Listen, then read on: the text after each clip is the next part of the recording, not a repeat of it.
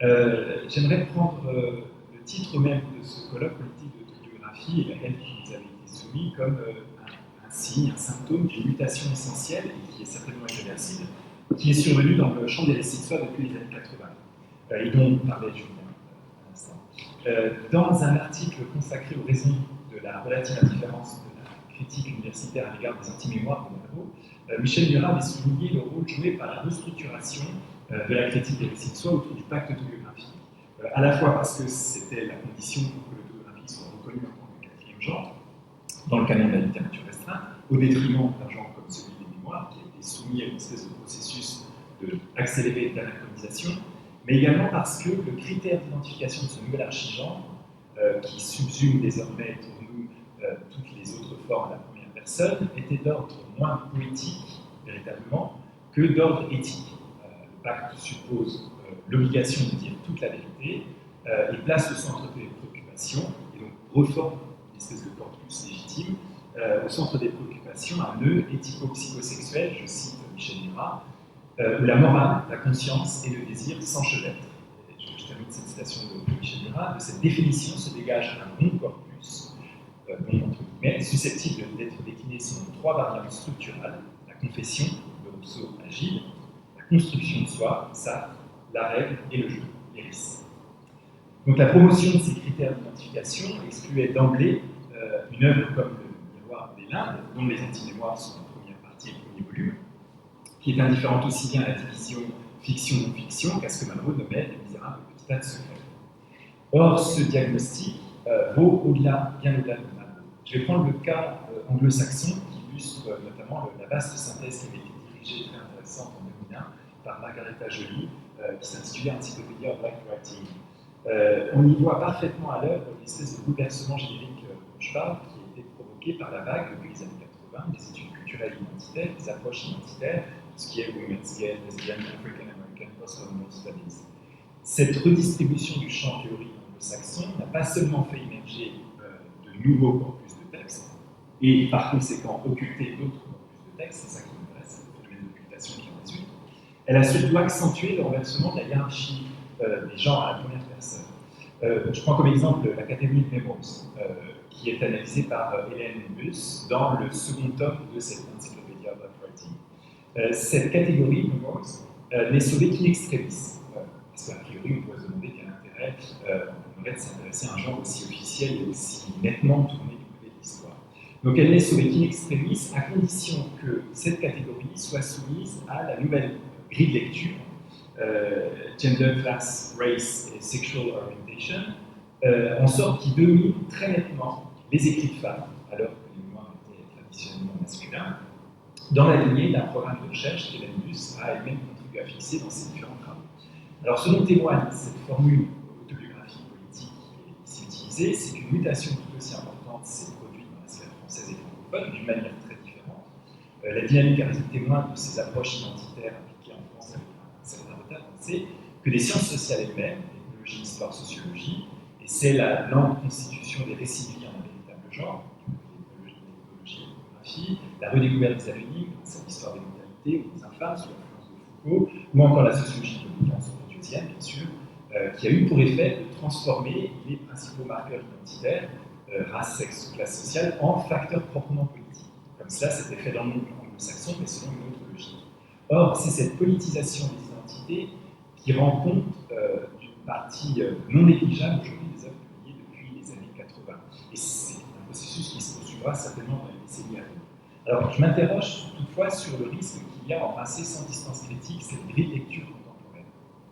Parce que cette mutation a pour point aveugle une nouvelle extension donnée aux politiques, terme à ce qu'on conçoit comme politique,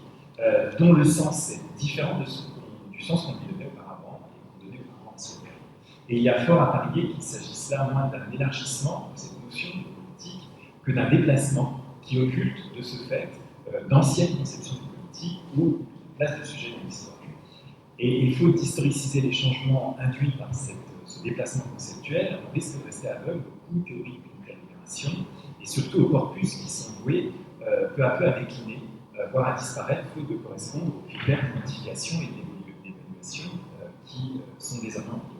Alors j'aimerais proposer ici rapidement d'inverser la perspective en privilégiant une approche qui obéirait à deux règles simples. D'une part, qu'il existe une pluralité de non-genres, dont aucun n'est substituable aux autres, et qui, resitués dans une histoire longue, se maintiennent, tout en évoluant au fur et à mesure que de nouveaux textes se déplacent et déplacent le modèle d'exercice. Et deuxième règle, ces non-genres forment un vaste continuum qui est nécessaire à l'identification de chacun d'entre eux, par continuité ou par contraste. Ce que masque d'ordinaire l'émergence d'un archigenre comme celui qu'est l'autobiographie aujourd'hui. Et dans ce cadre, la locution autobiographie politique repose sur un effet de paradoxe entre intimité et récit personnel, visée publique d'un côté, visée publique sociale et idéologique, là où le genre des mémoires repose d'emblée sur cet effort d'articulation. Cette formule d'autographie politique laisse penser que l'autographie s'est renouvelée en s'ouvrant à des préoccupations politiques, ce qui est le cas en partie, qui lui étaient auparavant étrangères, là où le récit des vies mémorables, les récits des vies mémorables, pardon, que je prends comme une paraphrase, un synonyme de mémoire, se définissent d'emblée de cette manière.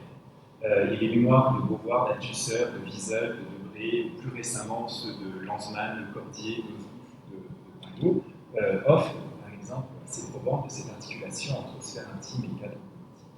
Donc je vais essayer d'envisager les mémoires, non pas comme une variante, comme une alternative historique, qui serait historiquement datée ou dépassée de l'autobiographie, ce qui ne correspond à rien d'un point de vue historique, mais comme l'un des deux pôles d'un vaste continuum formé par les récits de soi, et cela afin de mesurer ce que ce non-genre, qui est attesté depuis le XVe siècle, dont le modèle a cessé d'évoluer, et qui reste aujourd'hui encore bien vivant, ce que ce non-genre apporte concrètement à une réflexion sur les rapports, les liens entre écriture de soi et engagement politique. Alors, je reviens rapidement sur cet obstacle auquel on se heurte à une appréhension de l'étude des mémoires contemporaines, qui semble avoir complètement disparu. Tout ce qui correspond aux pseudo-mémoires après écrire après la Seconde Guerre mondiale. Et il me semble que cet obstacle tient à une espèce de forme de darwinisme générique, autrement dit au fait que nous projetons spontanément une grille évolutionniste selon laquelle les récits de soi obéiraient dans leur histoire à une logique introspective de plus en plus poussée, qui serait en quelque sorte conforme à la naissance puis au déploiement supposé de l'individualisme, et par conséquent à l'apparition de modèles génériques de plus en plus conformes à cette exigence. Ce qui revient du coup à cantonner les mémoires à une sorte d'archéologie des récits à la première personne et à tendre, à l'inverse,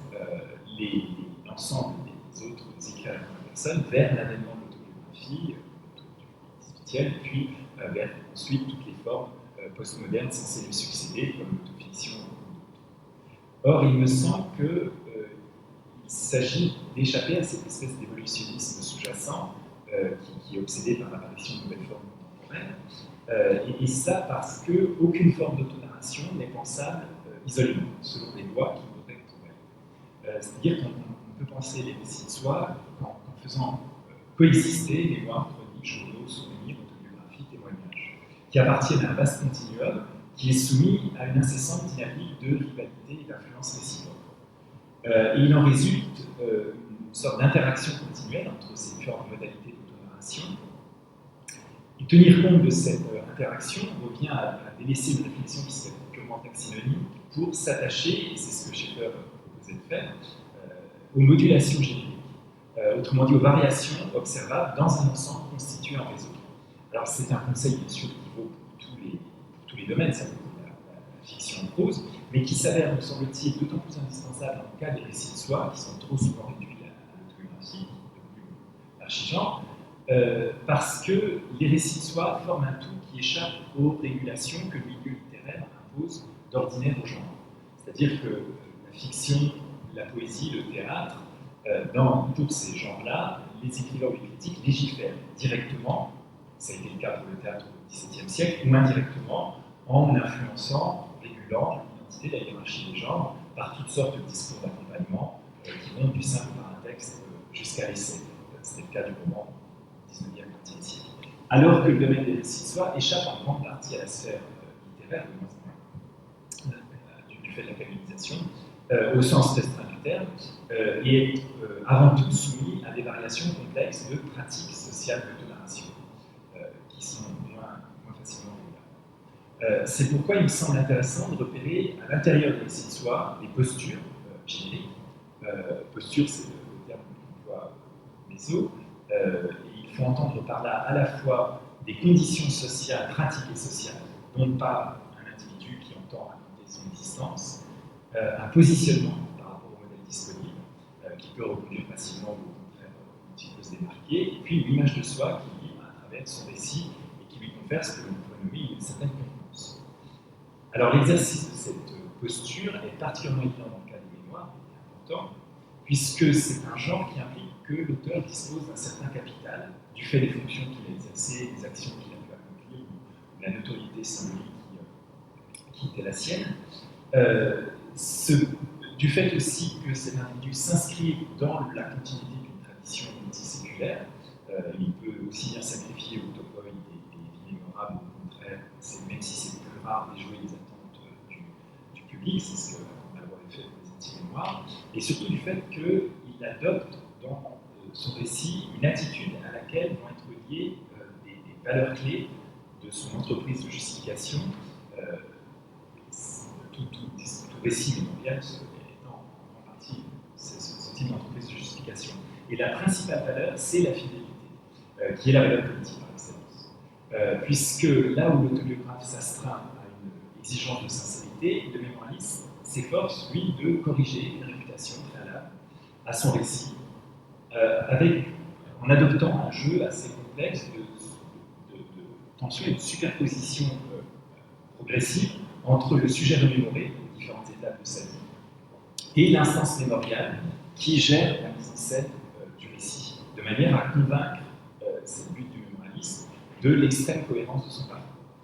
Même si cette cohérence est en grande partie un effet d'optique qui est permis par le domaine de remémoration et de coïncidence progressive entre le sujet remémoré et l'instance mémoriale.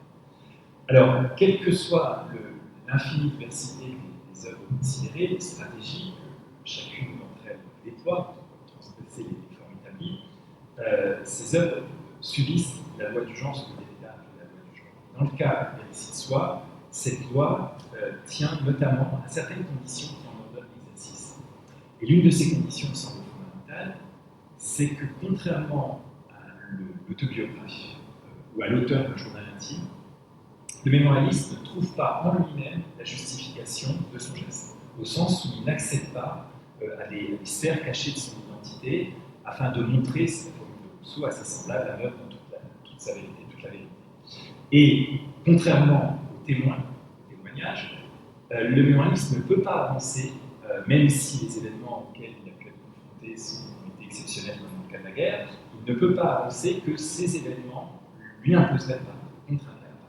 Donc son projet ne va tirer sa raison, sa justification que d'un travail d'intrication entre vie personnelle et contexte socio-historique qu'il partage avec ses contemporains. Or, c'est précisément ce geste, qu'on pourrait appeler un geste d'exaucement de soi-même, à travers la récapitulation de tout un parcours de vie, mais ça peut être aussi la reconstitution d'une étape centrale qui coïncide avec le cours des événements, c'est le cas de l'Union de guerre qui correspond à 7-8 années, c'est tout, mais très intense dans le cas du général de Gaulle. C'est ce geste d'exaucement de soi qui s'est vu frapper au XXe siècle par une espèce de soupçon généralisé. Pour réfléchir à ce soupçon qui nous rend un peu aveugles au genre des mémoires, au fait que les mémoires continuent à être aussi actives dans le passé aujourd'hui, je voudrais prendre comme cas celui de Barthes, qui au cours du séminaire qu'il donnait à la HESS sur le lexique de l'école en 1974, Barthes avait énuméré quelques-unes des impasses qu'il lui fallait éviter pour rédiger son propre volume dans la collection du Alors, il se trouve qu'aux yeux de Barthes, l'une de ces impasses les plus manifestes relevait de ce qu'il nomme l'infatuation, qui définissait comme une propension narcissique chez tout sujet à investir son identité, à gonfler cette identité d'imaginaire. Et Barthes s'imposait comme condition négative, afin d'écarter ce risque d'infatuation, que, je cite, le texte sur moi ne soit pas de gestion, ne pas se mettre en position, mais détourner, de faire valoir. Et deuxième condition, ne pas se mettre non plus, au moins possible, en position de soumis, éviter l'ennui d'un faux passé. Il me semble que ce n'est pas forcé la pensée de Barthes de pouvoir penser quelques lignes d'allusion en mémoire, ceci d'autant plus que Barthes, quelques lignes plus loin, fait référence au risque, ce qu'il appelle, c'est une très belle formule, le risque d'outre-tombe. La charge axiologique des termes employés par Barthes est évidemment très lourde. Infatuation, vanité, l'exercice de l'écriture de soi supposait à ses yeux une sorte de morale négative, le rejet de toute exhibition mnémonique de soi. Même si Barthes ne nomme aucun moment directement le genre de mémoire, sa formulation de ces interdits, qu'impose le surmoi formaliste, paraît parfaitement résumer le reproche qui est adressé explicitement aux vies mémorables. Les mémoires reposent sur un geste d'institution de soi que l'on perçoit comme une sorte de prérogative indue, une tentative condamnable d'auto-statification qui serait incompatible avec l'espace littéraire qui a pour condition, aux yeux de la plupart des théoriciens de la littérature de l'après-guerre, jusqu'aux années 80, jusqu'aux années 80, que le sujet se dessaisisse de lui-même dans l'acte d'écriture. Même si, à nos yeux, maintenant, rétrospectivement, il y a dans les analyses qui ont fait de Barthes un surprenant mélange de spéculation théorique et de moralisme, qui était assez caractéristique de cette période. Alors, ce que notre conception des récits de soi, telle que la critique l'a élaborée, nous a rendu difficile à penser, c'est donc l'idée même d'un mandat mémorial. Parce que c'est ça qui me semble, in fine, le noyau dur du genre des vies mémorables. Et je voudrais en examiner rapidement les caractéristiques afin d'essayer de débusquer les présupposés qui orientent notre réception des textes ou à l'individu. Avec le pacte autobiographique, notre conception des récits de soi ne s'est pas simplement homologuée, comme je le disais au début, autour de ce que Murat avait nommé un nœud éthico-psychosexuel, elle s'est de plus en plus conformée à un idéal qui suppose toute une série de valeurs, d'égalité, d'échange, de réciprocité, d'universalité, au nom desquelles tout ce qu'un individu raconte devrait pouvoir valoir pour ses semblables. Et c'est un idéal auquel le journal intime, l'autoportrait, l'autofiction n'ont cessé de donner de plus en plus de réalité. Mais cela s'est fait au détriment d'un autre idéal, totalement opposé, dont la pratique se confond avec l'histoire même des origines à nos jours encore des récits de soi, à savoir la revendication de ce mandat mémorial. Si le modèle du pacte implique une homogénéité structurale entre l'énonciateur et le destinataire, ou plutôt chacun de ces destinataires, au sens où chacun des lecteurs peut faire l'expérience de se reconnaître dans le récit que l'autobiographe lui propose, le mandat, lui, implique une relation bilatérale. Un mandat repose sur un processus de délégation, de procuration, par lequel un individu reçoit le pouvoir de faire quelque chose au nom de son ou ses mandataires et transmet à son tour à un individu ou à un groupe d'individus, une communauté, la possibilité d'agir à sa place. Donc le mandat construit une chaîne de représentation, une circulation, une forme d'autorité, qu'elle soit réelle ou symbolique. Ici, c'est symbolique, bien sûr, dans le cas du mémoire. Le pacte suppose un engagement contraignant un individu vis-à-vis de ses semblables, de sincérité, etc. Le mandat repose sur un processus de représentation par lequel un pouvoir s'exerce en passant d'un sujet à ceux auxquels il s'adresse. Or, les destinataires du mémorialisme ne sont pas assez semblables. C'est une collectivité, plus ou moins large, qui se confond plus souvent d'ailleurs avec la communauté nationale. Et c'est cette circulation de l'autorité qui me semble être au fondement des mémoires, dont l'auteur est à la fois mandataire, ou l'auteur est à la fois mandataire d'un pouvoir qu'il a reçu, alors ça peut être en raison des fonctions qu'il a exercées, des actions qu'il a pu accomplir, ou de ce dont il a été le témoin, ce dont il s'est rendu le témoin au cours de sa vie, mais également le mandant auprès de la communauté, présente ou à venir, à laquelle il s'adresse et à laquelle il confie la mémoire de son existence, précisément selon celle-ci se veut porteuse. Une expérience de vie qu'accompagne tout un savoir, toute une série de valeurs qui lui sont liées. À l'origine donc, du terme d'un récit mémorable, il y a un geste qui consiste à agir au nom d'eux. Un individu fait état publiquement des mobiles qui ont conduit son existence et il appelle ses destinataires à être les dépositaires des principes auxquels, au cours de son existence, il a su se montrer fidèle. C'est une question d'affidélité. Et à ce titre, on peut parler des mémoires et des récits mémoriaux comme des vies instituées. Des vies instituées, quel que soit le caractère officiel de l'existence en question, au sens où les mémoires ne sont pas du tout réservées, ce qu'on pourrait croire, aux hommes politiques, aux militaires, aux diplomates. Tout individu peut s'instituer en ce sens. Chacun peut s'y adonner, à condition, du moins, d'envisager son passé, non pas comme un processus intérieur dont il s'agirait de reconstituer l'histoire des origines, mais d'envisager son passé comme traversé par une ligne de force l'autorisant à confier sa vie à la mémoire des membres de sa communauté, de construire une mémoire à partir de cette existence. Alors c'est ce phénomène d'institution qui heurte aujourd'hui notre sensibilité, qui est modelée par d'autres gestes d'auto-narration, comme l'autobiographie, le témoignage ou l'autofiction. L'exercice d'une autorité nous apparaît inévitablement monolithique, suspect, cachant mal l'intention de manipuler les lecteurs, dans la politique. C'est ce que tous les professeurs, tous les enseignants du secondaire de français ont ressenti en étant contraints d'enseigner les mémoires du général de Gaulle au baccalauréat il y a quelques années. Cette impression de voir enseigner de Gaulle et que cet enseignement cachait les présupposés politiques de la part du gouvernement. Donc, ces récits, c'est en quelque sorte voués à la complaisance, soucieux exclusivement d'atteindre des faveurs de la postérité. Du mandat, nous ne voyons plus qu'une sorte de contrat politique, moral ou symbolique, dont le mémoiriste se prévaudrait et qu'il imposerait à ses lecteurs. Ce que nous avons en quelque sorte perdu de vue, c'est que le mandat est également ce qui autorise quelqu'un à reconstituer un passé vécu en commun avec les membres de sa génération, à trouver dans sa vie les ressources nécessaires, les capacités suffisantes à en faire un point de vue privilégié sur un passé partagé, au sens où nous nous rappelons des années récentes, des décennies récentes, qu'à travers la vie de quelques individus qui nous permettent de reconstruire ce passé récent, qui sert en quelque sorte de fil conducteur pour reconstruire la cohérence des 10 dernières années, des 20 dernières années passées. Nous n'avons pas beaucoup d'autres critères pour essayer de donner une cohérence au passé récent. À faire en quelque sorte, donc il s'agit pour le mémoiriste de faire en quelque sorte de son parcours, et c'est là que se déploie le geste d'institution, un cadre d'appréhension partagé des événements traversés par une génération et qui serait propre à alimenter ce sentiment d'appartenance à une même époque que nous pouvons ressentir. Donc l'intention portée à ce geste conduit à envisager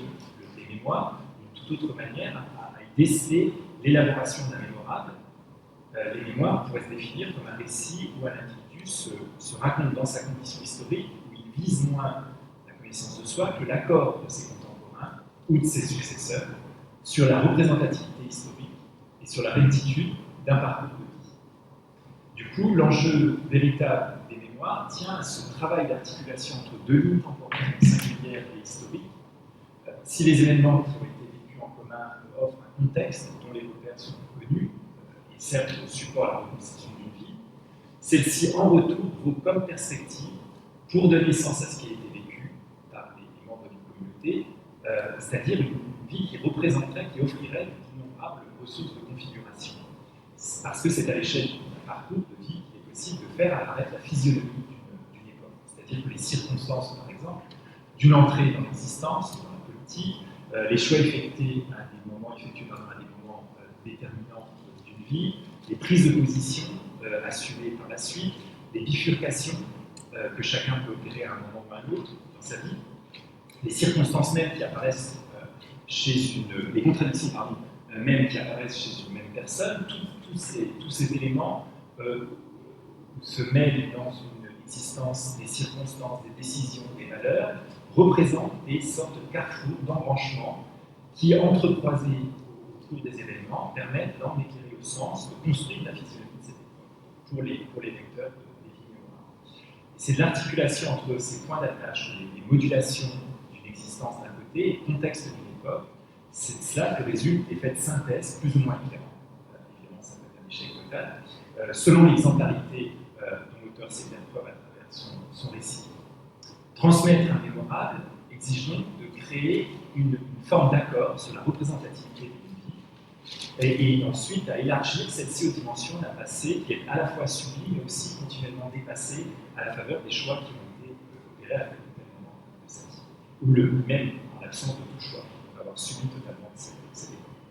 et à faire partager ainsi les facteurs d'intelligibilité qui s'en dégagent, historiques qui s'en dégagent. Et en cela, il y a bien un geste d'institution de soi, mais qui ne se réduit pas à cette espèce d'infatuation que Yann Barthes. L'auteur des mémoires est un sujet capable, dans la courbe existentielle, dessine par ses scansions, par ses choix, par ses valeurs revendiquées, un point de vue à partir duquel il devient possible de reconstituer, alors bien sûr de manière orientée et intéressée, évidemment, mais de reconstituer le passé vécu en commun. Et donc je terminerai en concluant sur le fait qu'au cœur du genre mémorial se trouve ce mandat duquel un individu revendique s'être guidé dans son existence et qui fait de chacun de ses lecteurs des sortes d'héritiers par délégation, par mandat, parfois de manière très claire, puisque vous savez que les moralistes multiplient ces avant-propos où ils s'adressent directement à leurs descendants, à des destinataires privilégiés, mais le plus souvent de manière assez indirecte. Et c'est à ce titre, me semble-t-il, qu'un individu s'est cru bon d'opérer un travail de sélection, de configuration, et de perpétuation de souvenirs partagés qui lui sont propres, mais sur lesquels il espère, de la part de ses contemporains et de ses successeurs, un accord qui vise comme aussi large que possible.